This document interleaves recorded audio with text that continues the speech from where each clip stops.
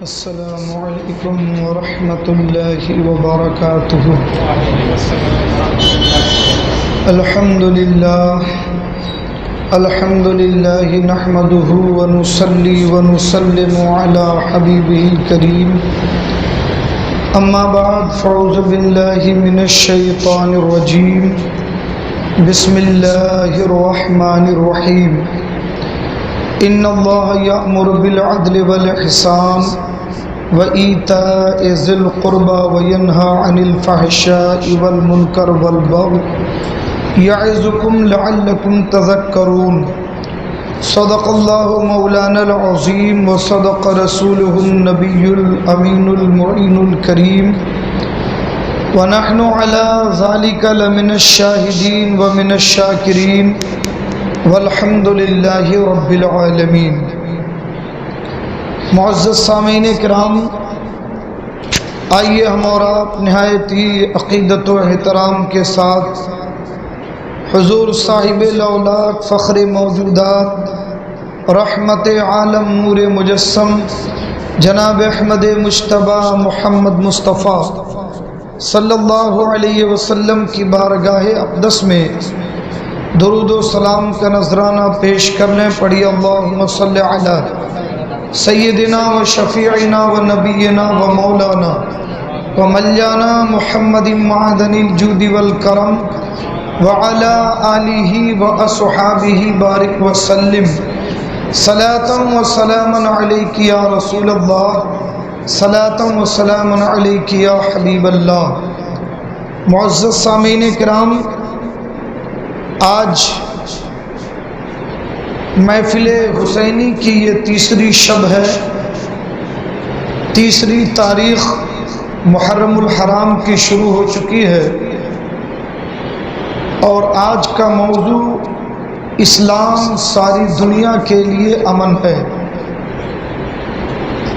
مذہب اسلام ساری دنیا کے لیے امن کا مذہب بن کے آیا ہے۔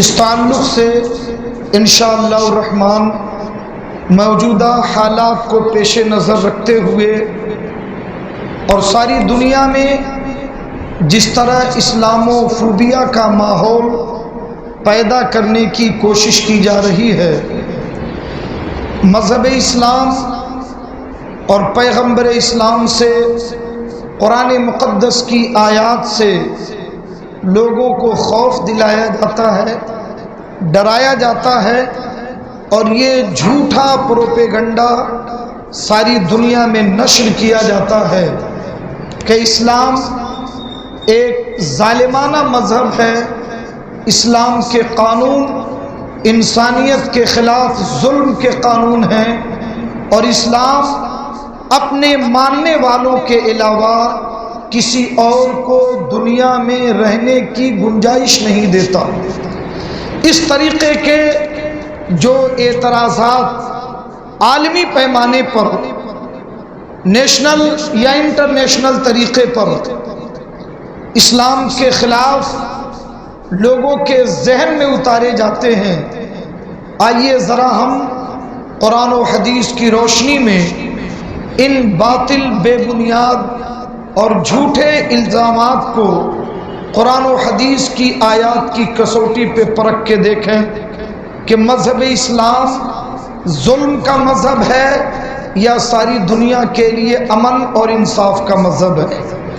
اس لیے محبت سے درود شریف پڑھ لیں، پڑھی اللہم صلی علی سیدنا و شفیعنا و نبینا و مولانا و ملیانا محمد معدن الجود والکرم وعلی آلہ و اصحابہ بارک وسلم، صلاة و سلاما علیک یا رسول اللہ، صلاة و سلاما علیک یا حبیب اللہ۔ میرے عزیزوں، میرے دوستوں، اسلام کی بے شمار خوبیوں میں سے ایک بہت بڑی خوبی یہ ہے کہ اسلام نے دنیا کو وہ قانون دیا، وہ احکامات دیے، وہ طریقہ اور وہ کلچر عطا کیا کہ جس پہ عمل کرنے کی بنیاد پر انسان گناہوں سے دور ہو جائے، برائیوں سے دور ہو جائے، ناانصافی سے دور ہو جائے، ظلم سے دور ہو جائے۔ اسلام گنہگار کو سزا دینے کی بات بعد میں کرتا ہے، پہلے گناہ کو ختم کرنے کی بات کرتا ہے۔ ایسا قانون پیش کرتا ہے کہ گناہ کا ہی خاتمہ ہو جائے تاکہ گنہگار اس گناہ کے سے ملوث ہو کر سزا پانے کے لائق نہ رہے۔ آپ اسلام کے قانون میں غور کریں گے تو آپ کو یہ بات اچھی طرح سمجھ میں آئے گی۔ میں نے جو آیت کریمہ تلاوت کرنے کا شرف حاصل کیا، بڑی توجہ سے آج کی گفتگو آپ سماعت کریں، کیونکہ یہ اسلاموفوبیا کا مسئلہ، اسلام کے خلاف دوسری قوموں کو ڈرانا، گمراہ کرنا اور اسلام سے دور رکھنے کی پوری کوشش کرنا، آج پوری دنیا کے وہ لوگ جو اسلام کے خلاف ہیں انہوں نے اسے اپنا مشن بنا رکھا۔ تو بحیثیت مسلمان ہمیں یہ جاننا ضروری ہے کہ ہمارا دین کتنے امن والا دین ہے اور وہ دنیا کے لیے کیسے انصاف اور امن کی بات کرتا ہے۔ قرآن مجید فرماتا ہے، میں نے پارہ نمبر 14 سے سورہ نحل کی آیت نمبر 90 آیت نمبر 90 تلاوت کرنے کا شرف حاصل کیا۔ اللہ ارشاد فرماتا ہے، اے لوگوں، ان اللہ یأمر بالعدل والاحسان۔ ایک ایک لفظ کو غور سے سنیں، یہ وہ آیت کریمہ ہے، یہ وہ آیت کریمہ ہے کہ ولید بن مغیرہ، ابو جہل، ایسے اسلام کے کٹر دشمن جو ہر چیز میں اسلام کی مخالفت کرتے تھے، مگر اس آیت کریمہ کے اترنے پر وہ بھی تعریف کیے بغیر نہ رہ سکے۔ ابو جہل نے بھی تعریف کیا کہ واقعی محمد نے جو یہ آیت کریمہ پڑھی ہے، اس کا دنیا میں امن پیدا کرنے کے حوالے سے اس سے بہترین کوئی اصول پیش نہیں کیا جا سکتا۔ یہ وہ آیت کریمہ ہے جسے سننے کے بعد حضرت عثمان بن مظعون رضی اللہ تعالیٰ عنہ، جو اس وقت عالم کفر میں تھے، مگر جب یہ آیت کریمہ ان تک پہنچی فوراً کلمہ پڑھ کے مسلمان ہوئے۔ آپ غور فرمائیں، اللہ فرماتا ہے، ان اللہ یامر بالعدل والاحسان۔ ایک ایک لفظ کو سنیں، اللہ، بے شک اللہ حکم دیتا ہے، بے شک اللہ حکم دیتا ہے بالعدل والاحسان، عدل پیدا کرنے کا اور انصاف کرنے کا، چاہے وہ تمہارا اپنا ہو یا کوئی غیر ہو۔ اسلام کہتا ہے عدل و انصاف دنیا میں قائم کرو، چاہے وہ تمہارا بھائی ہو یا وہ تمہارا دشمن ہو۔ قرآن مجید نے اس بات کو ایک دوسری آیت میں بھی اس طرح فرمایا، لا یجرمنکم شنآن قوم علی الا تعدلوا اعدلوا هو اقرب للتقوی۔ کسی قوم کی دشمنی تمہیں اس بات پر آمادہ نہ کرے کہ تم اس قوم کے ساتھ ناانصافی کرو۔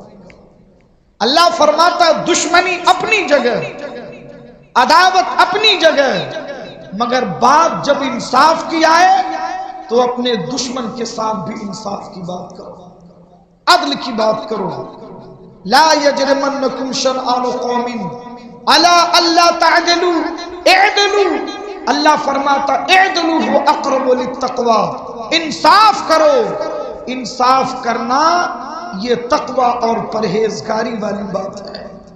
میرے عزیزوں، میرے دوستوں، تو آپ غور فرمائیں، سورہ نحل کی آیت نمبر 90 اللہ فرماتا ہے کہ اللہ حکم دیتا ہے، ان اللہ یامر بالعدل والاحسان، اللہ تمہیں عدل و انصاف کا حکم دیتا ہے اور لوگوں کے اوپر احسان کرنے کا، اچھے سلوک کا، وَإِيتَاءِ ذِي الْقُرْبَىٰ، اور اپنے قرابت داروں کے ساتھ اچھے سلوک کا، اچھے برتاؤ کا، ان کے خوش دلی کا سامان فراہم کرنے کا، ان کی عزت و تکریم کا اور ان کی قرابت داری کے احترام کرنے کا۔ اللہ نے 3 باتوں کا حکم دیا، عدل کرنے کا، احسان کرنے کا اور قرابت داروں کے ساتھ اچھا سلوک کرنے کا۔ پھر 3 باتوں سے منع کیا، ان اللہ یامر بالعدل والاحسان وایتاء ذی القربى وینہی عن الفحشاء والمنکر والبغی، تمہیں منع کرتا ہے فحش کاموں سے، فحش باتوں سے، بے حیائی، برے کام سے اللہ تمہیں منع کرتا ہے، والمنکر، بری چیزوں سے تمہیں روکتا ہے، والبغی، اور بغاوت کرنا، ایک دوسرے سے جھگڑے کرنا، ظلم کرنا، ستانا، کسی کے خلاف غیر منصفانہ طریقے پر اس کے حقوق کو چھین لینا، ان چیزوں سے اللہ تمہیں روکتا ہے۔ تو اس آیت میں 3 باتوں کا حکم دیا گیا، عدل کا، احسان کا اور اچھے سلوک کا، اور 3 باتوں سے منع کیا گیا، بے حیائی کرنے سے، غلط کاموں سے، بری باتوں سے اور لوگوں کو ستانے سے، لوگوں کے ساتھ ناانصافی کرنے سے۔ میرے عزیزوں، میرے دوستوں، یہ وہ آیت کریمہ ہے کہ جس کے بارے میں مفسرین فرماتے ہیں کہ اگر پورے قرآن میں صرف یہی ایک آیت ہوتی تب بھی لوگوں کی ہدایت کے لیے کافی ہوتی، تب بھی لوگوں کی ہدایت کے لیے کافی ہوتی۔ اب آپ ذرا غور فرمائیں، یہ آیت کتنی جامع ہے، کتنی خوبیاں اس کے دامن میں ہیں۔ آپ دیکھیں، ساری دنیا کے اندر امن پیدا کرنے کا اصول کیا؟ پوری دنیا کی بات ہم کر رہے ہیں۔ جو لوگ اسلام و فوبیا کی باتیں اٹھاتے ہیں انہیں میں دعوت ہدایت دیتا ہوں، دعوت فکر دیتا ہوں کہ وہ قرآن مجید کی صرف ایک آیت پہ غور فرمائیں۔ دنیا میں بد امنی کیوں پھیلتی ہے؟ دنیا کے اندر قتل و غارت گری کیوں ہوتی ہے؟ دنیا کے اندر جھگڑے اور لڑائیاں کیوں ہوتے ہیں؟ دنیا کے اندر ایک قوم دوسرے قوم سے جنگ و جدال، قتل و قتال کیوں کرتی ہے؟ دنیا کا امن ختم کیوں ہوتا ہے؟ اگر آپ اس کے ڈیپ میں جاؤ گے، اس کی گہرائی میں جاؤ گے تو آپ کو کھل کر کے 2 چیزیں، بنیادی طور پر 2 چیزیں سامنے آئیں گی۔ ایک یہ کہ جب ایک انسان دوسرے انسان کو حقیر سمجھتا ہے، ذلیل سمجھتا ہے، کمتر سمجھتا ہے، اپنے برابر نہیں سمجھتا، اپنے کو بلند سمجھے اور دوسرے کو ذلیل سمجھے، تو پھر وہیں سے بغاوت کی شروعات ہوتی ہے۔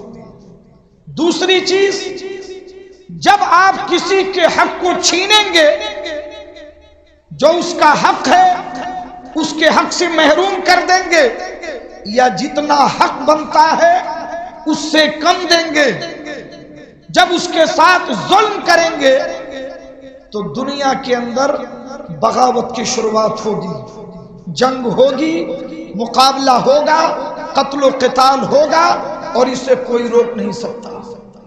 مگر قربان جائیے، اسلام نے پوری انسانیت کے لیے امن و امان کے جو اصول متعین کیے، تو سمجھ میں آتا ہے کہ قرآن مجید نے کس طرح سے دنیا میں امن کا راستہ ہموار کیا۔ اب آپ مطالعہ کریں پورے قرآن کا، میں اس 50 منٹ یا 1 گھنٹے میں آپ کو تمام آیات کی تفسیر تو نہیں سنا سکتا، مگر میں آپ کو بتاؤں کہ قرآن مجید میں تقریباً 200 آیات ایسی موجود ہیں جس میں اللہ نے ظلم اور ظالم کی مذمت کی ہے اور ظلم کے خاتمے کی بات کی ہے، اس لیے کہ ناانصافی امن کو ختم کرنے والی چیز، امن کو برباد کرنے والی چیز ظلم ہے۔ جب آپ کسی پہ ظلم کرو گے، زیادتی کرو گے، اس کا حق چھینو گے، اس کے حق سے محروم کرو گے، اس پر جبراً اپنا حکم مسلط کرو گے تو دنیا کا امن خطرے میں آئے گا۔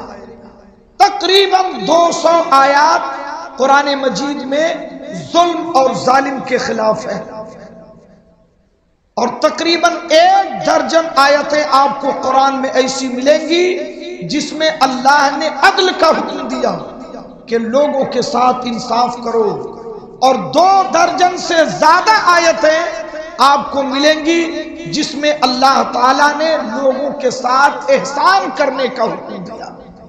اب آپ ذرا سوچیں، قرآن کے اصول کو اگر سامنے رکھیں تو قرآن یہ کہتا ہے کہ ساری دنیا سے ظلم کو ختم کر دو، عدل قائم کرو، احسان کرو۔ اگر یہ 2 چیزیں لے لی جائیں تو بتائیے دنیا سے ظلم کا خاتمہ ہوگا کہ نہیں؟ اور یہ ساری دنیا کے لیے امن کا پیغام ہے یا نہیں؟ غور کرنے والی بات ہے۔ عدل کس کو کہتے ہیں؟ اللہ نے عدل کا حکم دیا۔ عدل کس کو کہتے ہیں؟ عدل کہتے ہیں انصاف کرنا، جس کا جتنا حق ہے اسے اتنا دیا جائے اور اپنا جتنا حق ہے اتنا ہی لیا جائے۔ اب کوئی چیز آئی بانٹنے والی، سب کو ایک ایک چیز بانٹ دی گئی، سب کو برابر برابر ایک ایک چیز بانٹی گئی، اور بانٹنے والے نے بھی ایک ہی چیز لی، بتائیے کسی کو اعتراض ہوگا؟ ارے بولو بھائی۔ اور اگر ایسا ہو کہ بانٹنے والے نے دیکھا اچھا میرے ماموں آئے ہیں ان کو 2 دے دیا، یہ میرے چچائے ہیں ان کو 3 دے دیا، میرا بھائی آیا اس کو 5 دے دیا، باقی لوگوں کو ایک ایک دے رہا ہے، بولیے آواز اٹھے گی کہ نہیں؟ بولو نا بھائی، آواز اٹھے گی، بات اٹھے گی، کچھ بات کریں گے، کچھ گالیاں دیں گے، کچھ ہاتھا پائی کر لیں گے۔ قرآن کہتا عدل کرو۔ حضرت فاروق اعظم رضی اللہ تعالیٰ عنہ، یمن سے چادریں آئی تھی، فاروق اعظم رضی اللہ تعالیٰ عنہ نے اسلام کا مزاج دیکھے، عدل کا انداز دیکھے، اور مسلمانوں کا ذہن کیسا ہوتا ہے۔ یمن سے چادریں آئیں، سارے صحابہ میں تقسیم ہو گئی، ٹھیک ہے۔ حضرت فاروق اعظم جمعے کے دن جمعہ کا خطبہ دینے کے لیے کھڑے ہوئے، جیسی خطبہ دینے کھڑے ہوئے، بھری مسجد میں، مسجد نبوی شریف میں ایک صحابی اٹھ کے کھڑے ہوئے، عمر خطبہ بعد میں دیجئے گا، پہلے یہ بتائیے یہ اتنا لمبا کرتا آیا کہاں سے؟ یہ جو کرتا جبہ پہنے ہیں یہ وہی یمنی چادر ہے جو سارے صحابہ میں تقسیم ہوئی، تو وہ جس کو ملی اس میں ہم میں سے کسی کا ایک چادر میں کرتا نہیں بن سکتا۔ آپ ہم لوگوں میں لمبے تڑنگے، اتنا شاندار بدن، اتنا لمبا بدن آپ کا پورا جبہ کیسے بن گیا؟ آپ نے پورا جبہ کیسے بنا لیا؟ ایک چادر میں تو ہمارا کرتا نہیں بنتا اور آپ نے پورا جبہ بنا لیا۔ آپ غور فرمائیں کہ حضرت عمر کی شان یہ تھی کہ لوگ کانپتے تھے، مگر عدل و انصاف اسلام میں کس قدر صحابہ کے اندر موجود تھا کہ حضرت فاروق اعظم کی شخصیت کو نہیں دیکھا، یہ بھی نہیں دیکھا کہ خلیفہ وقت ہیں، یہ بھی نہیں دیکھا کہ جمعہ کا دن ہے خطبہ دینے کھڑے، نہیں، پہلے اس کا جواب دیجیے۔ حضرت فاروق اعظم رضی اللہ تعالیٰ عنہ ناراض نہیں ہوئے، کیونکہ عدل تو قائم کرنے میں فاروق اعظم نے اپنی زندگی کا سرمایہ لگا دیا۔ ناراض نہیں ہوئے، آپ نے فرمایا کہ تمہارے اس سوال کا جواب میرا بیٹا عبداللہ ابن عمر دے گا۔ حضرت عبداللہ ابن عمر کھڑے ہو گئے، انہوں نے کہا کہ بھائیوں، جیسے سب کو ایک ایک چادر ملی، میرے باپ کو بھی ایک چادر ملی، مجھے بھی ایک چادر ملی، میں نے دیکھا کہ میرے باپ جبہ سلانا چاہتے ہیں تو میں نے اپنی چادر بھی اپنے باپ کو دے دی۔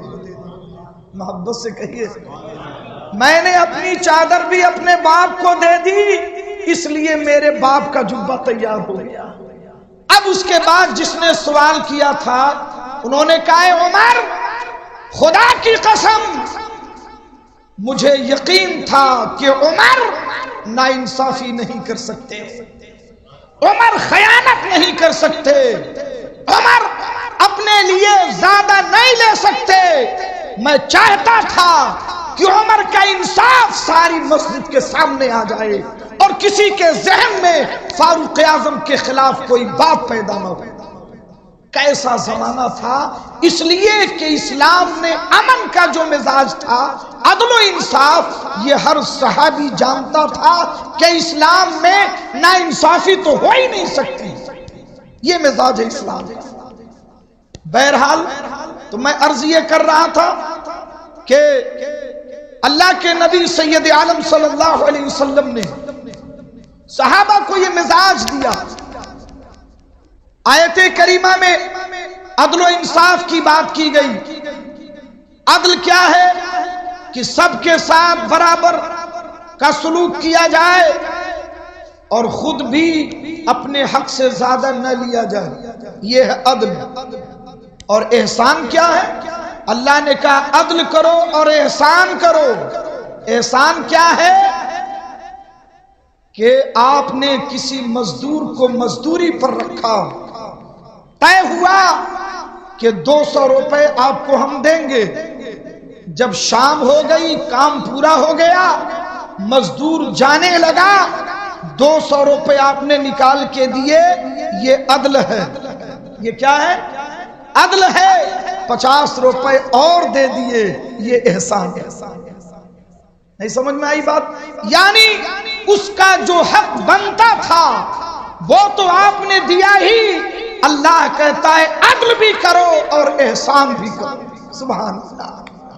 اللہ کے نبی نے کیا فرمایا کہ مزدور کی مزدوری جب پوری ہو جائے، جب وہ تمہارا کام پورا کر دے تو اس کا پسینہ خشک ہونے سے پہلے اس کی مزدوری ادا کرنا۔ میرے عزیزوں، میرے دوستوں، اسلام ہمیں یہ سکھاتا ہے۔ بہرحال تو یہ ہوا، اللہ نے فرمایا کہ انصاف کرو، لوگوں کے ساتھ احسان کرو اور اچھا سلوک کرو۔ عام طور پر اچھے سلوک کا حکم تو اللہ نے سب کے ساتھ دیا، اس آیت میں قرابت داروں کے ساتھ، رشتہ داروں کے ساتھ۔ اس کی خاص وجہ یہ ہے کہ عام طور پر قرابت داروں میں، رشتہ داروں کے اندر اس بات کو لے کر معاملات ہوتے ہیں، فلاں نے اتنا کمایا، میرا چچا بھائی اتنا کامیاب ہو گیا، اس نے اتنا لیا، اس نے اتنا کر لیا، تو آپس میں ایک رقابت رہتی ہے، ایک دوسرے کو نیچا دکھانے کی، ایک دوسرے سے آگے بڑھنے کی، ایک دوسرے کے سے زیادہ ترقی کر پانے کی، کیونکہ مثال ہی ایسی دی جاتی ہے، ارے تو کیا کرتا، دیکھ فلاں تیرا رشتہ دار ہے، تیرا بھتیجا ہے، وہ اتنا آگے چل گیا۔ تو یہ سب گولیاں سماج میں بولی جاتی ہے، تو آپس میں ایک دوسرے کے لیے رقابت پیدا ہوتی ہے۔ تو اللہ تعالیٰ کے رسول فرماتے یہ رقابت پیدا نہ کرو، بلکہ اپنے رشتہ داروں کے ساتھ اچھا سلوک کرو۔ وہ بڑھ رہا ہے اسے آگے بڑھاؤ، جو کمزور ہے اس کی مدد کرو، جو بیمار ہے اس کی پرسان حال کرو، جو مریض ہے ان کی عیادت کرو، یہ ایک رشتہ دار کا دوسرے رشتہ دار پر حق ہے اور یہ ایک مسلمان کا دوسرے مسلمان پر حق ہے۔ میرے عزیزوں، میرے دوستوں، اللہ تعالیٰ نے فرمایا عدل و احسان کرو، انصاف کرو، اور منع کیا بغاوت سے، منع کیا بے حیائی سے، منع کیا ظلم سے، منع کیا سرکشی سے۔ اللہ تبارک و تعالیٰ نے جہاں یہ فرمایا واللہ یحب المحسنین، اللہ احسان کرنے والوں کو پسند کرتا ہے، وہیں یہ بھی فرمایا کہ اللہ ظلم کرنے والوں کو پسند نہیں کرتا۔ تو میرے عزیزوں، میرے دوستوں، آپ ذرا غور فرمائیں، اگر ساری دنیا کے اندر صرف 2 اصول لاگو کر دیے جائیں، مشرق سے لے کے مغرب تک، شمال سے لے کے جنوب تک، ساری سرحدوں کی بات نہیں، سارے ملکوں کی بات میں کر رہا ہوں، ساری دنیا کی ہر شخص کو اس کا حق دیا جائے، ہر شخص کے ساتھ انصاف کیا جائے، ہر ایک کے ساتھ بھلائی کی جائے، اور پہلا کسی کو نیچا نہ سمجھا جائے، کسی کو ذلیل نہ سمجھا جائے، کسی کو اپنے سے کمتر اور حقیر نہ سمجھا جائے۔ اسلام نے بنیادی طور پر یہ 2 اصول دیے ہیں۔ اگر دنیا میں امن پیدا کرنا ہے، اگر دنیا کے اندر چاہتے ہو کہ لوگ امن کی زندگی گزاریں، تو ایک دوسرے کو نیچا سمجھنا، حقیر سمجھنا، ذلیل سمجھنا بند کرو، لوگوں کے ساتھ انصاف کرو اور ظلم کا برتاؤ بند کرو۔ آپ غور فرمائیں، پوری دنیا اگر اسلام کے ان 2 اصولوں کو سامنے رکھے، خدا کی قسم پوری دنیا میں امن پیدا ہو جائے گا۔ آپ ذرا غور فرمائیں، یہ کب کی باتیں ہیں؟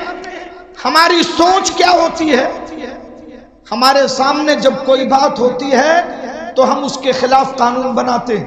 اگر کوئی شخص باہر سے دوڑتا ہوا چلا آئے، اس کے ہاتھ میں شراب کی بوتل ہو، تو ہم سب کے کان کھڑے ہو جائیں گے اللہ کے گھر میں، بس اسی دن سے پیرا لگ جائے گا کہ ایک سیکورٹی گارڈ یہاں بٹھا دو، کوئی ایسا فالتو شخص مسجد میں نہیں آنا چاہیے۔ تو ہم وہ قانون بناتے ہیں جو ہماری نگاہوں کے سامنے ہوتا ہے، مگر جو قانون اللہ کا ہوتا ہے وہ ایک زمانے کے لیے نہیں ہوتا، ایک قوم کے لیے نہیں ہوتا، بلکہ ہر زمانے کے لیے، ہر قوم کے لیے ہوتا ہے اور قیامت کی صبح کے لیے ہوتا ہے۔ یہ فرق ہے اللہ کے قانون میں اور عام انسانوں کے قانون میں۔ آپ غور فرمائیں، اللہ کے نبی نے ان دونوں اصولوں کو دنیا کے سامنے کیسے پیش کیا۔ آئیے دیکھیں، حجۃ الوداع کا موقع، یہ عرب کی سرزمین تھی جہاں پر ایک دوسرے کو حقیر سمجھنا، ایک دوسرے کو نیچا دکھانا، ایک دوسرے پہ برتری ثابت کرنا، اس کے لیے ہر قبیلہ دوسرے قبیلے سے برسرے پیکار تھا۔ سینکڑوں قبیلے تھے عرب میں، قریش میں کئی خاندان تھے۔ اب اس میں ہوتا یہ تھا کہ ہر قبیلے کی الگ الگ بستیاں تھیں۔ یہ بنو بکر قبیلہ ہے، یہ بنو کلب ہے، یہ بنو تمیم ہے، یہ بنو ہاشم ہے، یہ بنو امیہ ہے، یہ فلاں ہے، یہ فلاں ہے۔ سب کی بستیاں الگ الگ تھیں، تو سب ایک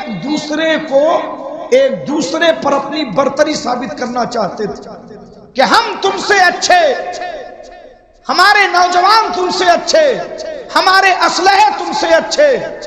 تو یہ جنگیں ان میں شروع ہو جاتی تھی اور 100 سال تک ان کے درمیان یہ جنگیں چلتی ہیں۔ آپ تاریخ عرب پڑھیں گے تو اس میں اگر کسی ایک قبیلے نے دوسرے قبیلے کے ایک آدمی کو مار دیا تو اس قبیلے والے جب تک اس کے 10 آدمیوں کو نہیں مارتے اس وقت تک وہ چین سے نہیں بیٹھتے، تاکہ میری طاقت ان کے اوپر ثابت ہو جائے۔ پھر وہ ان کے 20 کو مارتے، اس طرح ان کے درمیان جنگیں چلتی رہتی۔ اللہ کے نبی سید عالم صلی اللہ علیہ وسلم نے کیا اصول دیا؟ کیا اصول دیا؟ عرب کا خطہ اللہ کے نبی نے حجۃ الوداع کے موقع پر، جبکہ سارے اطراف عرب سے صحابہ کرام کا جمع غفیر ہے، کم و بیش 1,24,000 صحابہ حضور کے جلوے میں ہیں، حضور کی باتیں سن رہے ہیں۔ اللہ کے نبی نے فرمایا سنو، لا فضل لعربی علی اجمی، کسی عربی کو کسی اجمی پر کوئی برتری نہیں، کوئی فضیلت نہیں، ولا اجمی علی عربی، نہ کوئی اجمی کسی عربی پر فضیلت رکھتا ہے، ولا اسود علی ابیض، نہ کسی کالے کو کسی گورے پہ کوئی فضیلت، ولا ابیض علی اسود، اور نہ کسی گورے کو کسی کالے پر، نہ کسی کالے کو کسی گورے پر۔ حضور نے فرمایا یہ سب جاہلیت کی باتیں ہیں، اور جاہلیت کے تمام تفاخر، جاہلیت کی تمام بری رسمیں آج محمد الرسول اللہ اپنے قدموں سے کچل کے ختم کرتے ہیں۔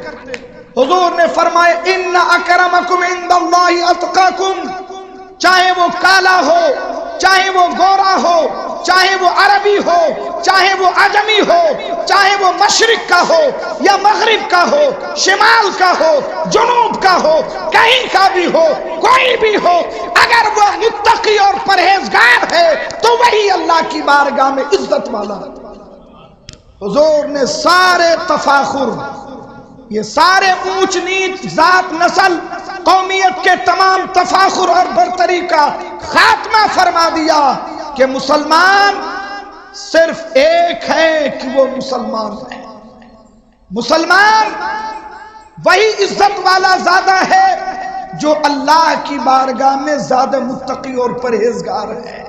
اسی لیے ہمارے عبادت خانے میں، ہماری مسجدوں میں کوئی بادشاہ کی جگہ نہیں، کسی حاکم کی جگہ نہیں، کسی پیر فقیر کی جگہ نہیں۔ جو پہلے آیا وہ پہلی صف میں ہوگا، جو بعد میں آئے وہ پیچھے کھڑا ہوگا۔ جہاں ایک فقیر کا قدم ہے وہاں بادشاہ کا سر نظر آتا ہے۔ اس لیے کہ ہمارے دین میں یہ نیچ اونچ، ذات، نسل، یہ ساری چیزیں اللہ کے نبی نے ختم فرما دی۔ یہ سارے خرافات ہیں، اس کی کوئی گنجائش اسلام میں نہیں۔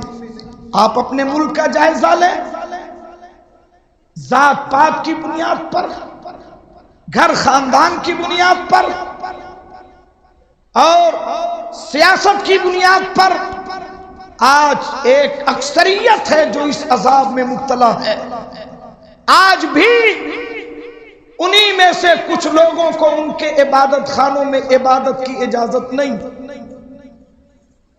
انہی کی قوم کے، انہی کے مذہب اور دھرم کے ماننے والے انہی کے عبادت خانوں میں عبادت نہیں کر سکتے۔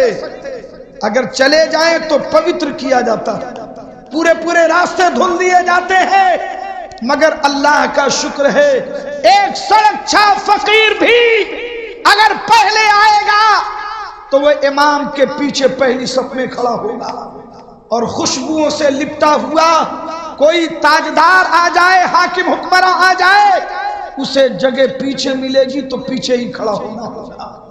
یہ وہ انصاف ہے جو اسلام نے پوری دنیا کو عطا کیا، امن عطا کیا۔ آؤ دامن اسلام میں بھول جاؤ ذات برادری کے فرق کو، بھول جاؤ خاندان کے تفاخر کو، بھول جاؤ نیچ اونچ کی باتوں کو۔ اللہ کے نبی نے یہ مزاج دنیا کو دیا کہ اس طرح سے دنیا میں امن قائم ہوگا، کوئی کسی کو برتر نہیں سمجھے گا۔ ہوتا کیا تھا؟ خاندان، شاہی خاندان، جو شاہی خاندان کے افراد ہوتے تھے وہ اپنے آپ کو مالک سمجھتے تھے، بادشاہ کو سجدہ کیا جاتا تھا۔ آپ دنیا کی تاریخیں اٹھا کے پڑھیں، جو بادشاہ کے خاندان کے لوگ ہوتے تھے ان کا حکم ماننا رعایا پر واجب ہو جاتا تھا۔ فرعون کی داستان آپ پڑھیں گے، اس کی قوم حضرت موسیٰ علیہ السلام کی قوم کو مزدوری پہ رکھتی تھی، ان سے محنت کراتی تھی، کھیتوں کا کام، غلاظت پھکوانے کا کام، صاف صفائی کا کام، تمام خدمت گزاری کا کام حضرت موسیٰ کی قوم سے لیتی تھی، اس لیے کہ وہ انہیں حقیر سمجھتے تھے، اپنے آپ کو برتر سمجھتے تھے۔ اللہ نے اس معاملے کو اپنے نبی کے ذریعے ختم فرمایا، اور اللہ کے نبی نے اعلان کر دیا کہ تمام زمانے جاہلیت کے باطل تفاخر کو آج میں اپنے قدموں سے روک کے ختم کرتا ہوں۔ اسلام میں سب سے زیادہ عزت والا وہی ہوگا جو سب سے زیادہ متقی اور پرہیزگار، جو زیادہ اللہ والا وہ زیادہ عزت والا، بس یہی ایک اصول دیا، باقی سارے انسان برابر۔ میرے عزیزوں، میرے دوستوں، ہاں فضیلتیں اسی بنیاد پر ہیں کہ اللہ والا زیادہ ہے، تو بلا شبہ جو نیک ہیں، اولیاء ہیں، شہداء ہیں، صحابہ ہیں، تابعین ہیں، ان کی دینی خدمات کی بنیاد پر قوم خود ان کا احترام کرتی ہے، ان کی عزتیں بھی اللہ کے لیے ہیں، اللہ کے دین کی خدمتوں کے لیے۔ لیکن ذات اور نسل کی بنیاد پر کوئی چھوا چھوت نہیں، کوئی بھید بھاؤ نہیں، کوئی تفریق نہیں۔ اسلام کی نظر میں سب کے سب اللہ کے بندے ہیں، اور سب کو حق ہے کہ وہ اسلام سے جتنا حصہ لینا چاہے وہ لے سکتا ہے۔ اب آپ ذرا غور فرمائیں، اللہ کے نبی سید عالم صلی اللہ علیہ وسلم نے ایک طرف ذات و نسل کے تفاخر کو ختم کیا، اور دوسری طرف میرے آقا نے عملی طور پر امن پیدا کیا۔ ناانصافی، ظلم، بربریت، ایک دوسرے کے حقوق کو چھیننا، اسلام نے تقریباً 200 آیتیں قرآن مجید میں اللہ تعالیٰ نے نازل فرمائی، جس میں اس کی مذمت کا بیان ہوا کہ کوئی کسی پر ظلم نہ کرے، کوئی کسی کے حقوق کو نہ چھیننے پائے، اور اللہ کے نبی نے، صحابہ کرام نے عملی طور پر اسے ثابت کیا۔ آپ ذرا غور فرمائیے، نبی کریم صلی اللہ علیہ وسلم کی عمر شریف صرف 20 سال کی ہے، ابھی میرے آقا نے نبوت کا اعلان نہیں کیا، مگر مکے کے اندر کچھ ایسے حالات پیدا ہوئے کہ لوگ ایک دوسرے پر ظلم کرنے لگے، ظلم کے حالات بڑھنے لگے، یہاں تک کہ ایک شخص باہر کا مسافر آیا، ابو جہل نے اس کے مال کو چھین لیا اور اسے پیسے بھی نہیں دیے، وہ فریادی بن کر حضور کی بارگاہ میں آیا۔ میرے عزیزوں، میرے دوستوں، اس طریقے کے ایسے حالات آئے کہ میرے آقا اعلان نبوت سے پہلے ہی حلف الفضول کا جو واقعہ بڑا مشہور ہے تاریخ کی کتابوں میں، میرے آقا نے اس معاہدے میں شرکت فرمائی۔ اس معاہدے میں یعنی اسلام کے اعلان سے پہلے، حضور پر وحی کے نزول سے پہلے، نبی کے اعلان نبوت سے پہلے، میرے آقا ایک ایسا معاہدہ فرما رہے ہیں۔ آقا علیہ السلام نے جس معاہدے میں شرکت کی، اس میں صراحتاً یہ بات لکھی گئی کہ آج کے بعد مکے میں کسی پر ظلم نہیں کیا جائے گا، اور اگر ظلم ہوا تو سارا مکہ مظلوم کا ساتھ دے گا اس وقت تک جب تک ظالم سے اس کا حق دلا نہ دیا جائے۔ نمبر 2، مکے کے اندر کسی ظالم کو، کسی غاصب کو رہنے کی اجازت نہ ہوگی۔ نمبر 3، کسی غریب مسکین بیوہ کے ساتھ ناانصافی برداشت نہ کی جائے گی۔ اس طریقے سے چوتھی، کہ جو مسافر مکے میں آتے ہیں ان کے جان مال عزت و آبرو کی حفاظت کی جائے گی۔ یہ وہ معاہدے کے قوانین تھے جس پر ان لوگوں نے اس زمانے میں اس معاہدے پہ دستخط کیا، اور اللہ کے نبی سید عالم صلی اللہ علیہ وسلم یہ اعلان نبوت کے بعد، مدینہ آنے کے بعد بھی فرماتے تھے کہ اگر آج بھی مجھے کوئی اس معاہدے کی طرف بلائے تو خدا کی قسم مجھے سرخ اونٹوں سے زیادہ خوشی ہوگی اس معاہدے کو پورا کرنے میں اور اس امن کو زمین پر قائم کرنے میں۔ میرے عزیزوں، میرے دوستوں، آپ ذرا غور فرمائیے۔ اب آئیے ذرا اسی تناظر میں آپ اس بات کا بھی جائزہ لے لیں کہ لوگ یہ کہتے ہیں جب انہیں کچھ نہیں ملتا کہ دیکھیے قرآن میں یہ 26 آیتیں ہیں، اس میں قتل و قتال کا حکم دیا گیا، اس میں کفار و مشرکین کو مارنے کی بات کی گئی اور انہیں ختم کرنے کی بات کی گئی۔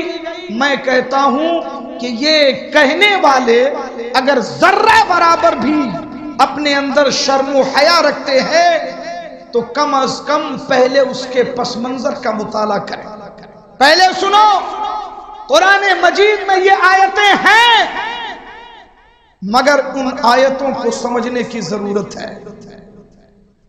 آپ بیٹھے ہوئے ہیں، ایک شخص آپ کو گالیاں دے کے چلا گیا، دوسرے دن آیا آپ کو مار کے چلا گیا، تیسرے دن آیا آپ کے اوپر چھڑی سے وار کر رہا ہے، لہو لہان کر دیا، چوتھے دن آیا اب تلوار اٹھا کے آپ کو قتل کرنے جا رہا ہے۔ ساری دنیا مل کے بتائے، ساری دنیا مل کے بتائے اس بندے کو بیٹھے بیٹھے وہیں شہید ہو جانا چاہیے، یہی انصاف ہے، یا اسے بھی کچھ کرنا چاہیے؟ بولو بھائی، اسے بھی سیلف ڈیفینس کا قانون تو پوری دنیا میں ہے۔ کیوں ہے سیلف ڈیفینس؟ سیلف ڈیفینس کیوں آیا دنیا میں؟ سیلف ڈیفینس کا مطلب ہی یہی ہوا کہ اگر کوئی آپ پر زیادتی کرتا ہے، اگر آپ پر ظلم کرتا ہے، تو آپ اپنی جان کو بچانے کے لیے آپ اس سے مقابلہ کریں۔ ارے بولو، یہی تو مطلب ہوتا ہے۔ وہ اگر آپ سے لڑتا ہے تو آپ بھی لڑیں، وہ اگر آپ کو مارتا ہے تو آپ بھی ماریں، مگر اسلام نے تو امن بچانے کی حد کر دی، حد کر دی اسلام نے۔ خدا کی قسم، جو 26 آیتوں کو لے کے چلاتے ہیں وہ آئیں اور ذرا میری ان باتوں پر بھی غور کریں۔ اگر تم بڑے امن والے بنتے ہو نا، تم مجھے بتاؤ کہ روزانہ تمہیں مارے ستائے گالیاں دے، کئے گھنٹہ برداشت کرو گے؟ دن تو چھوڑو، تم کتنے شریف ہو، کتنے امن والے ہو؟ ایک دو نہیں، چند لوگ مل کر روزانہ تمہیں بے عزت کریں، ماریں، تمہیں ستائیں، کتنے دن برداشت کرو گے؟ اگر تم برداشت نہیں کرو گے تو کیا کرو گے؟ اس کے خلاف اٹھو گے۔ تم تو شاید 2-4 مہینے بھی برداشت نہ کر پاؤ، مگر آؤ میں تمہیں بتاؤں کہ اسلام نے ان 26 آیتوں میں جو حکم دیا ہے، کیوں دیا اور کب دیا؟ بہت توجہ سے اسے سنیے، بات آئی ہے تو اسے اچھی طرح اپنے ذہن میں اتاریے۔ اللہ کے نبی نے نبوت کا اعلان کب کیا؟ جب آپ کی عمر شریف 40 سال کی ہوئی۔ ارے بولو بھائی، حضور کی عمر شریف 40 سال کی ہوئی تو میرے آقا نے نبوت کا اعلان کیا۔ 3 سال تک خاموشی کے ساتھ تبلیغ کرتے رہے۔ اس کے بعد میرے آقا نے علل اعلان جبل ابو قبیس پر کھڑے ہو کر اسلام کا اعلان اور پرچار شروع کیا۔ ٹھیک ہے، میرے آقا نے اسلام کی تبلیغ شروع فرمائی، اور جیسے جیسے اسلام کی تبلیغ شروع ہوئی، لوگ دامن اسلام میں داخل ہونے لگے۔ جو ظلم سے بچنا چاہتے تھے، جو اس زمانے کی ناانصافی کو دیکھ رہے تھے، جو اس زمانے میں انسانیت کی تلاش میں تھے، جو اس زمانے میں عدل و انصاف کے متلاشی تھے، جو رحمت کے امیدوار تھے، جب اسلام ملا تو انہیں لگا کہ انہیں نئی زندگی مل گئی، وہ اسلام میں داخل ہونے لگے۔ بس یہی تو جرم تھا۔ پھر مشرکین مکہ کا ظلم شروع ہوا، اور وہ تو بتانے کی ضرورت نہیں کس طرح سے ظلم کیا گیا۔ گلے میں رسے باندھ کر کھینچے گئے، انگاروں پہ لٹایا گیا، ایسے ڈانٹتے ہوئے انگاروں پر پوری پیٹھ جل گئی، پیٹھ کی چربی سے آگ بجھ جاتی تھی۔ مکے کے پتھریلے گرم پتھریلے علاقوں میں رسے باندھ کر کے انہیں گھسیٹا جاتا تھا۔ کسی کی آنکھیں پھوڑ دی گئیں، کسی کے ہاتھ کاٹے گئے، کسی کے پاؤں کاٹے گئے، کسی کے والدین کو ان کے سامنے شہید کیا گیا، ظلم کی انتہا کر دی گئی۔ صحابہ حضور کی بارگاہ میں آتے، یا رسول اللہ سیلف ڈیفینس، حضور فرماتے ہمیں اس کا حکم نہیں دیا گیا۔ لا، دنیا میں جو لوگ امن کی باتیں کرتے ہیں انہیں 26 آیتیں تو یاد ہیں، مگر اسلام کا یہ پہلو انہیں کبھی یاد نہیں ہوگا، اس لیے کہ اگر واقعی وہ انصاف پرور ہوتے تو 26 آیتوں کی بات جہاں کرتے اس سے پہلے یہ بھی بتاتے کہ سچویشن کیا تھی، حالات کیا تھے، حکم کیوں دیا گیا تھا۔ یہ باتیں کیوں نہیں کی جاتی؟ 13 سال تک، کتنے سال؟ 13 دن نہیں، 13 مہینے نہیں، 13 سال تک ظلم کو سہتے رہے، گالیاں سنتے رہے، ان کی تکلیفوں کو برداشت کرتے رہے۔ باپ شہید ہو رہا ہے سامنے، نبی نے اجازت نہیں دی اس لیے ہاتھ نہیں اٹھتا۔ ماں شہید ہو رہی ہے، اسلام نے اجازت نہیں دی اس لیے ہاتھ نہیں اٹھتا۔ 13 سال تک ظلم کو برداشت کرتے رہے۔ پھر جب زیادہ ہوا تو میرے آقا نے اب بھی ان کے ساتھ لڑنے کا، انہیں مارنے کا حکم نہیں دیا، کہا ایک کام کرو، تم اپنی جان مال اپنے ایمان کو بچا کے مکہ چھوڑ کے چلے جاؤ۔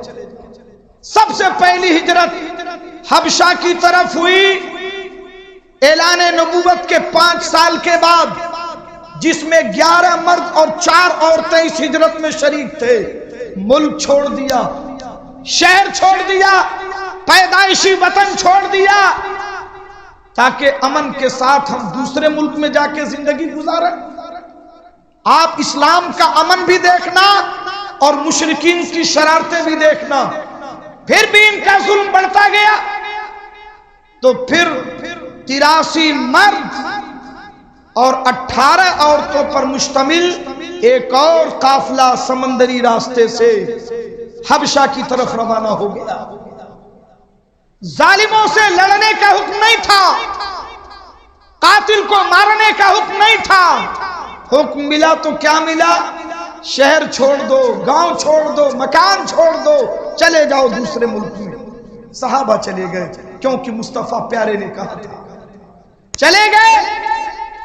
مگر حد ہوتی ہے اب شرارت کی، مکے میں تو ظلم کرتے ہی تھے، جب دیکھا اچھا ارے یہ تو بڑے چین سے جا کے حبشہ میں ہے، تو یہاں سے چند بدماشوں کا ایک قافلہ بھیج دیا حبشہ۔ وہاں کے بادشاہ کو ورغلایا کہ ہمارے یہاں سے کچھ لوگ تمہارے ملک میں آئے ہیں، ان لوگوں کو ہمارے حوالے کر دو، یہ باغی قسم کے لوگ ہیں، یہ لوگ آتنکوادی قسم کے لوگ ہیں، انہیں ہمارے حوالے کرو تاکہ ہم مکہ لے کے جائیں۔ حبشہ کا بادشاہ نصرانی تھا، اس نے کہا کہ میں بھی تو جاؤں، بات کیا؟ ان سبوں نے دیکھا یار اگر بات ہوگی تو ثابت ہو جائے گا کہ ہم ظالم ہیں اور یہ ظلم سے بچ کے آئے ہیں، تو انہوں نے ایک نیا تیر چلایا، کہا کہ ان لوگوں سے پوچھئے یہ آپ کے نبی عیسیٰ کے بارے میں کیا کہتے ہیں، کیونکہ عیسائیوں کا عقیدہ ہے کہ اللہ کے بیٹے ہیں معاذ اللہ، اور قرآن کہتا ہے کہ اللہ کے بندے اور رسول ہیں۔ کہا جب عقیدے کا اختلاف ہوگا تو بادشاہ ناراض ہو جائے گا، مگر اللہ نے مسلمانوں کی مدد کی۔ حضرت جعفر طیار نے بھرے بادشاہ کے دربار میں آپ نے سورہ مریم کی آیتیں تلاوت فرمائی اور اس میں بتایا کہ حضرت عیسیٰ ہمارے نزدیک اللہ کے بندے اور اس کے رسول ہیں، صاحب شریعت رسول ہیں۔ بادشاہ نے سارا معاملہ سننے کے بعد کہا نہیں، یہ جب تک چاہیں ہمارے ملک میں رہ سکتے ہیں، آتنکوادی تم لوگ ہو، یہ تو امن والے لوگ ہیں۔ میرے عزیزوں، میرے دوستوں، اب آپ شرارتیں دیکھیں۔ اچھا 13 سال کا زمانہ گزر گیا، حبشہ کی طرف ہجرت ہوئی، وہاں بھی جا کے شرارت کیا۔ اب جب حد ہو گئی تو میرے آقا نے کہا کہ اب پورے صحابہ مکہ چھوڑ کے مدینہ چلو۔ سارے صحابہ ہجرت کر کے مدینہ آ گئے۔ ایک کے بعد ایک صحابہ نکلنے لگے. کتنی بڑی قربانی دی. زمین دے دیا مشرکین مکہ کو، مکان دے دیا، باغات دے دیا، دکانیں دے دی، پراپرٹی دے دی، سب لے لو یار، چین سے تو رہنے دو ہمیں. سب دے دیا. اس سے بڑی قربانی اور کیا ہوگی؟ ہم تمہیں نہیں نکال لے، ہم خود ہی چھوڑ کے جا رہے ہیں. چلے آئے مدینہ. 1 سال گزرا کہ پھر ان کی شرارتیں. ارے یہ تو مدینے میں بڑے شان سے رہ رہے، اب یہاں سے چھوٹی چھوٹی ٹولیاں بھیج کر کے کبھی صحابہ کے جانور ہانک لے جاتے، کبھی صحابہ کی ٹکڑیوں پہ حملے کر رہے ہیں. یہاں بھی چین سے نہیں رہنے دیا. تب جا کے 26 آیتوں میں سے پہلی آیت نازل ہوئی. لا دنیا میں کون ہے جو قرآن کی 26 آیتوں پہ باتیں کرنا چاہتا ہے؟ آؤ، اگر ماں نے دودھ پلایا ہے اور دم ہے تو خدا کی قسم انصاف کے ترازو پہ بات کرو. ہمارے رب نے، ہمارے دین نے کہیں نا انصافی کا حکم نہیں دیا، کہیں پر بھی بلا وجہ کسی کے قتل و قتال کا حکم نہیں دیا، کسی بھی قوم کو بلا وجہ مارنے کا حکم نہیں دیا. 13 سال صبر کیا گیا. جب حد ہو گئی تب پہلی آیت نازل ہوئی. ان لوگوں سے اب تم بھی جنگ کرو جو تمہارے اوپر جنگ کو مسلط کرتے ہیں، تم ان سے بھی قتال کرو جو تم سے قتال کرتے ہیں، تم ان سے جنگ کرو جو تم سے جنگ کرتے ہیں. کون سی ناانصافی ہے؟ کون سی غلط بات ہے؟ کون سے امن کے خلاف ہے؟ پوری دنیا میں اگر یہی بات ہے تو اعلان کر دو کسی بھی ظلم کرنے والے کے خلاف کوئی قانون نہیں بنایا جائے گا. اگر اسلام نے قانون بنایا تو کیا غلط کیا؟ حد ہوتی ہے. اور جب حد سے زیادہ ہو گیا تب اسلام نے وہ آیتیں نازل کی. اب وہ لوگ جو ساری دنیا کو گمراہ کہتے ہیں، گمراہ کرتے ہیں کہ دیکھو صاحب یہ تو کافروں کو مارنے کی بات ہے، غلط، غلط، بالکل غلط. اسلام نے صرف ان لوگوں کو مارنے کی بات کی جو اس وقت آتنکوادی تھے، جو سماج کے دشمن تھے، جو امن کے دشمن تھے، جو ملک کے دشمن تھے، جو اس خطے میں امن کو قائم نہیں رکھنا چاہتے تھے. ورنہ کفار و مشرکین ہی کے بارے میں، انہی کفار و مشرکین کے بارے میں، ذمی کافروں کے بارے میں اللہ کے نبی فرماتے ہیں ان کا مال تمہارے مال کی طرح، ان کی جان تمہارے جان کی طرح، ان کی عزت تمہاری عزت کی طرح. اگر کسی مسلمان نے کسی ذمی کافر کو قتل کر دیا، حضور فرماتے ہیں اس کے بدلے میں وہ مسلمان قتل کیا جائے. یہ کیا ہے؟ اسلام کی ادھوری تعلیم، ادھوری بات کو دنیا کے سامنے لا کر کے گمراہ کرنے کی کوشش نہ کی جائے، بلکہ پوری بات بتاؤ. اگر اسلام ساری دنیا سے کافروں کو ختم کرنے کی بات کرتا تو یہ کون کافر تھے جن کی جان کو مسلمانوں کی جان کی طرح کہا جا رہا؟ حضرت فاروق اعظم کے زمانے میں ذمی کافروں کو وظیفے دیے جاتے تھے. حضرت عثمان غنی کے زمانے میں، حضرت مولا علی کے زمانے میں یہ کون لوگ تھے؟ یہ کون سے کافر تھے؟ میرے عزیزوں، میرے دوستوں، قرآن و حدیث کی تعلیمات ظلم پر مبنی نہیں. اسلام امن کا علمبردار ہے. امن پیدا کرنا اسلام کی اولین ترجیح ہے. جو لوگ ایسی بکواسیں کرتے ہیں وہ غلط کہہ رہے ہیں، دنیا کو گمراہ کر رہے ہیں. اس لیے ضروری ہے کہ صحیح بات دنیا کو بتائی جائے، صحیح بات لوگوں تک پہنچائی جائے، تاکہ اسلاموفوبیا کا جو ماحول دنیا میں پیدا کیا جا رہا ہے اسے ختم کیا جائے اور بتایا جا سکے کہ مذہب اسلام وہ امن کا مذہب ہے جس نے چرند و پرند کو بھی امن دیا. انسان تو بہت بڑی چیز ہے. بخاری کی صحیح حدیث میں ہے ایک کتا پیاس سے تڑپ رہا تھا، ایک مسلمان گزر رہا تھا راستے سے، اس نے دیکھا کہ یہ کتا پیاس سے تڑپ رہا ہے، اب وہ کنویں میں جا نہیں سکتا کہ پانی پی سکے۔ بخاری شریف میں ہے کہ اس نے کنویں سے پانی نکال کر کے اس کتے کو پلا دیا۔